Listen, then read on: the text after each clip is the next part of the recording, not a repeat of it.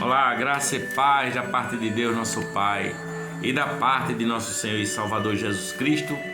Seja com você, seja muito bem-vindo aqui ao nosso canal João Davi Assuntos do Caminho.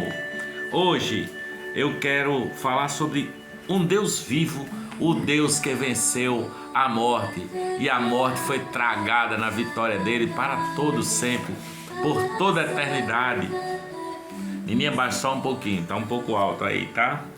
E eu quero convidá-lo a refletir comigo no texto que está aqui em Atos dos Apóstolos, no capítulo 17 de Atos dos Apóstolos, falando sobre a estadia de Paulo em Bereia, em Atenas. E aí está dito aqui no capítulo 17, a partir do versículo 15: os que acompanhavam Paulo o levaram até Atenas, e recebendo ordem para que Silas e Timóteo fossem ter com ele o mais depressa possível, partiram. E enquanto Paulo os esperava em Atenas, o seu espírito se comovia em si mesmo, vendo a cidade tão entregue à idolatria, de sorte que disputava na sinagoga com os judeus e religiosos, e todos os dias na praça com os que se apresentavam na Ágora, que era a praça de Atenas, onde se reuniam ali filósofos, epicureus, estoicos e várias pessoas para discutir ideias e filosofias. A praça chamava-se Ágora, e lá estava Paulo em Ágora, e alguns dos filósofos epicureus e estoicos contendiam com ele. Uns diziam: que quer dizer este paroleiro? E outros: parece que é pregador de deuses estranhos, porque ele lhes anunciava a ressurreição. E tomando-o, o levaram ao Areópago, dizendo: poderemos nós saber que nova doutrina é essa de que falas? Pois coisas estranhas nos trazes aos ouvidos. Queremos, pois, saber o que vem a ser isto. Pois todos os atenienses e estrangeiros residentes de nenhuma outra coisa se ocupavam, senão de dizer e ouvir alguma novidade. E estando Paulo no meio do Areópago, disse: varões atenienses, em tudo vos vejo um tanto supersticiosos, porque passando eu e vendo os vossos santuários, achei também um altar em que estava escrito ao Deus desconhecido. Esse, pois, que vós honrais não o conhecendo, é o que eu vos anuncio: o Deus que fez o mundo e tudo que nele há, sendo Senhor da terra e do céu. Ele não habita em templos feitos por mãos de homens, nem tampouco é servido por mãos de homens, como se necessitasse de alguma coisa, pois ele mesmo é quem dá a todos a vida, a respiração e todas as coisas, e de um só fez todas as gerações dos homens para habitar sobre toda a face da terra, determinando os tempos já dantes ordenados e os limites da sua habitação, para que buscassem ao Senhor, se porventura tateando o pudessem achar, ainda que ele não está longe de cada um de nós, porque nele vivemos e nos movemos e existimos, como também alguns de vossos poetas disseram, pois também somos suas gerações. Sendo nós, pois, gerações de Deus, não havemos de cuidar que a divindade seja semelhante ao ouro, à prata ou à pedra esculpida por artifício e imaginação dos homens. Mas Deus, não tendo em conta os tempos da ignorância, anuncia a todos os homens em todo lugar que se arrependam, porquanto tem determinado um dia em que com justiça há de julgar o mundo, por meio do varão que destinou, e disso deu certeza a todos, ressuscitando-o dos mortos. E como ouviram falar da ressurreição dos mortos, uns escarneciam e outros diziam: acerca disto ouviremos outra vez. E assim Paulo saiu do meio deles. Todavia, chegando alguns varões a ele, creram, os quais eram Dionísio o Areopagita ou Pagita, e uma mulher chamada Damaris ou Damares, e outros com eles se arrependeram, entenderam, acreditaram naquela palavra que Paulo pregava, não é? Portanto, essa reflexão, me parece que Paulo está dizendo para aquela turma de Atenas: existe um Deus que é vivo e que venceu a morte, e ele deu essa vitória por meio de Jesus Cristo. Jesus é o Deus da abundância, da vida.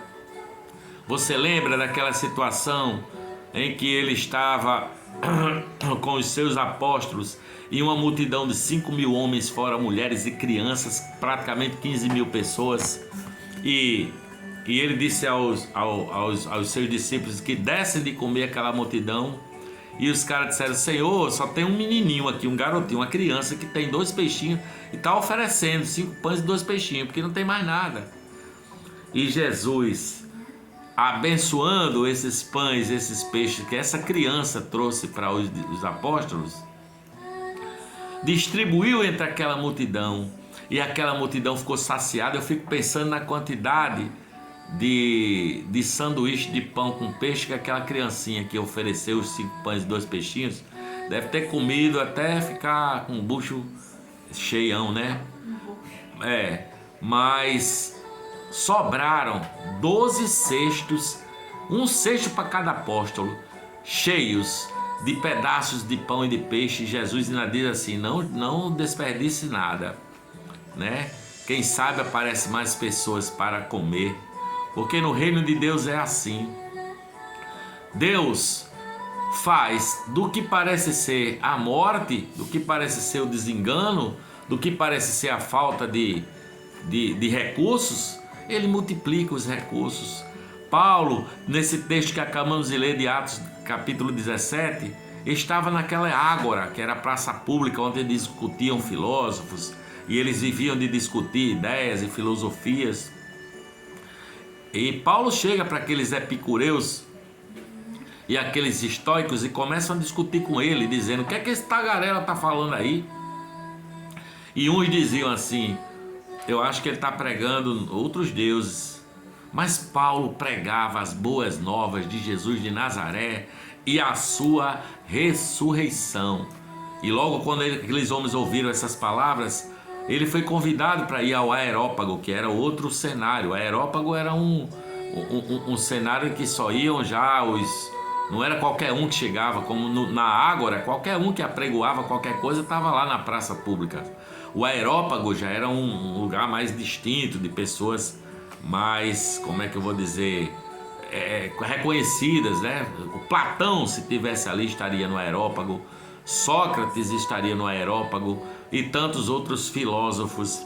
E Paulo foi para ali, para o Areópago, falar do amor de Cristo para aquelas pessoas e da ressurreição dos mortos, porque a ressurreição é a grande boa nova da fé cristã, sabe?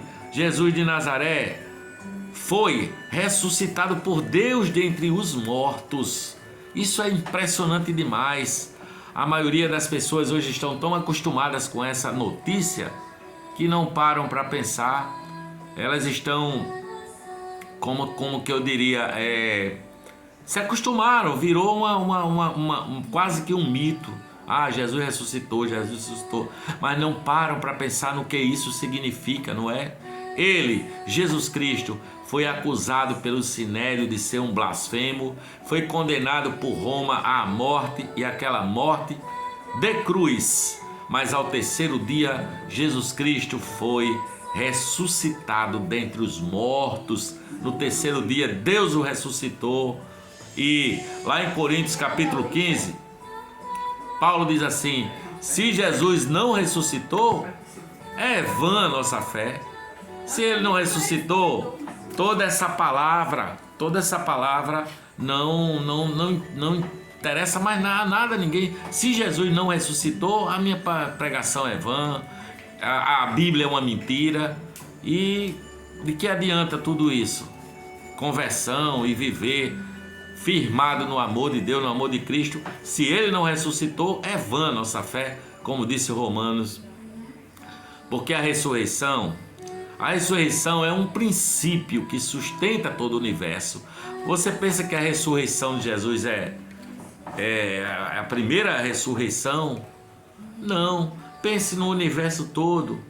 Pense no universo, e você vai entender que essa ressurreição de Jesus, a ressurreição é um princípio que Deus criou para o mundo. E a palavra diz: se o grão de trigo caindo na terra não morrer, ele não ressuscitará. Em outras palavras, ele não dará fruto, ele não virará trigo, não virará pão. A semente morre para ressuscitar trigo, para depois se tornar pão e alimentar seres humanos. Portanto, é um tipo de ressurreição, não é?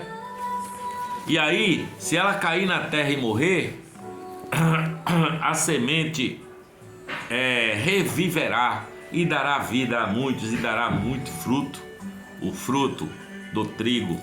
A vida prevalece sobre a morte. Você veja, por exemplo, se você ler aí Ezequiel capítulo 37, você vai ver uma história que Ezequiel estava diante de um vale de ossos secos. E Deus pergunta para Ezequiel, esse vale de ossos secos representando o povo de Israel. E Deus pergunta: pode, Ezequiel, esses ossos secos voltarem à vida? E Ezequiel responde a melhor resposta que existe para qualquer um na vida: o Senhor sabe. O Senhor é que sabe, Senhor. E Deus diz a ele, ordena para ele, olha, profetiza sobre esses ossos secos, profetiza a vida sobre esses ossos secos, e eu vou soprar o meu fôlego de vida sobre eles, e esses ossos voltarão a viver. Isso é um episódio que aconteceu no Velho Testamento, mas fala dessa natureza da ressurreição na humanidade e no mundo todo. E Paulo vai falar sobre isso aos epicureus e aos estoicos. Os epicureus eram um povo que achava que tudo na vida era matéria. Era como meu pai pensava, né? Morreu, acabou, vai pro túmulo, acabou-se. Fechou o ciclo. É assim que os epicureus pensavam, né? Já os estoicos, eles pensavam que o universo era perfeito, que tinha uma inteligência dentro do universo que governava tudo, a qual eles chamavam de Logos.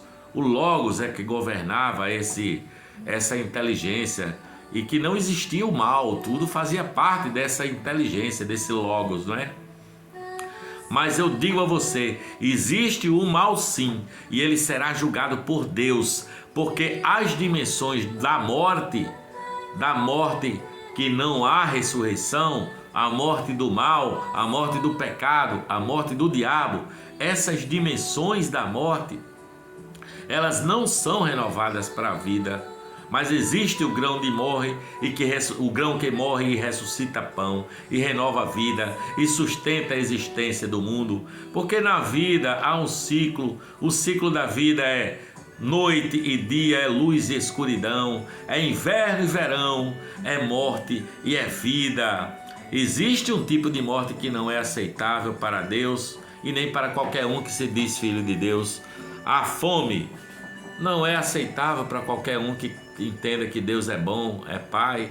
Então precisamos lutar contra esse tipo de morte. A pobreza, precisamos lutar contra esse tipo de morte, não é? Isso são coisas que são inadmissíveis, e nós precisamos, de alguma maneira, colaborar para que essas coisas não existam no mundo. Porque a morte é feia, não existe morte bonita, né? Ai, que morte linda! Não existe, a morte é feia sim. Eu me rebelo contra a morte, assim, com uma cara de ressurreição, com uma cara de quem creu na vida, e na vida que Jesus dá, que é a vida eterna. Porque eu quero vida, mas eu quero a vida que Jesus prometeu, não é? Eu vos dou vida e vos dou vida com abundância. Mas tem gente que está vivendo em estado de morte. Tem gente que vive tanto nesse estado de morte que se entregou à depressão, ou ao ódio, ou ao suicídio, ou às separações, né? Separam dos seus esposos, das suas esposas. Ou são pessoas que vivem sem a alegria de viver, não entendem que a vida é para ser vivida com alegria e vivem sem alegria. Eu quero que a minha vida, que a minha casa, não é? Quero a vida que Deus disse que é boa, a vida de Jesus, a vida do ressurreto, que é a vida abundante que Deus dá.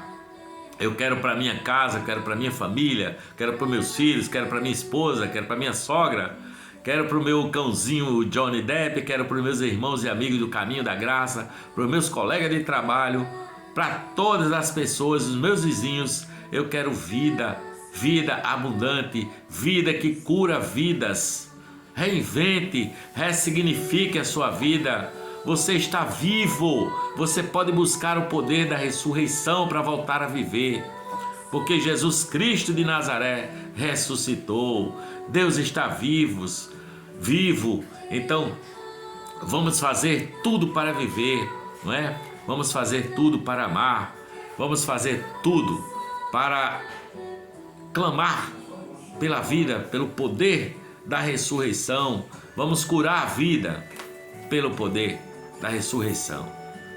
Então, essas palavras que eu trago para você hoje, esperando que tenha chegado ao seu coração.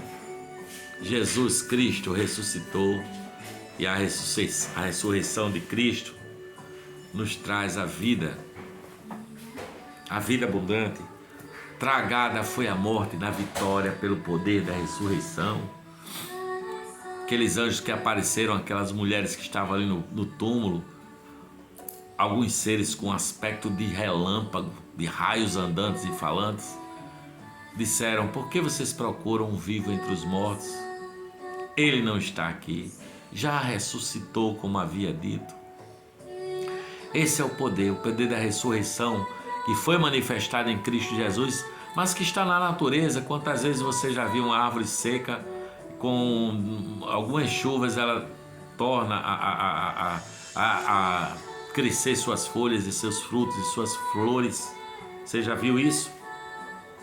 Eu já tenho visto isso muito acontecer, né? A chuva bate no deserto, inóspito de qualquer deserto, e quando bate a chuva e o sol aquece pela manhã, fica aquele campo todo florido, todo cheio de vida, porque nós vivemos o princípio da ressurreição nesse planeta, até que um dia essa ressurreição seja completa, seja absoluta, numa outra dimensão, aonde Deus e nosso Senhor Jesus Cristo chamará os seus benditos: vinde benditos de meu Pai, recebei por herança o reino que vos está preparado desde a fundação dos séculos. Tá bom?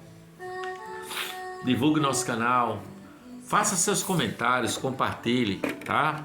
Eu te peço que, se o Espírito Santo falou ao seu coração, faça seu comentário, não custa nada, não é? Tem pouca gente que comenta aqui. Eu gostaria de saber como é que chega para você as nossas reflexões, tá bom? Curta também, ó, e compartilhe para que mais pessoas se inscrevam, ative o sino, tá? Para que o nosso canal cresça e o bom perfume de Jesus de Nazaré se espalhe por toda a terra. Assim, através da consolação do Espírito Santo, que faz com que o mundo conheça da verdade, da justiça, do juízo de Deus. Tá bom? Beijo, e que a paz de Deus e a paz de Deus, as consolações do Espírito Santo, o amor do Pai fiquem com você. Em nome do Pai, do Filho e do Espírito Santo, eu por aqui vou dizendo amém, amém, amém. Graças a Deus.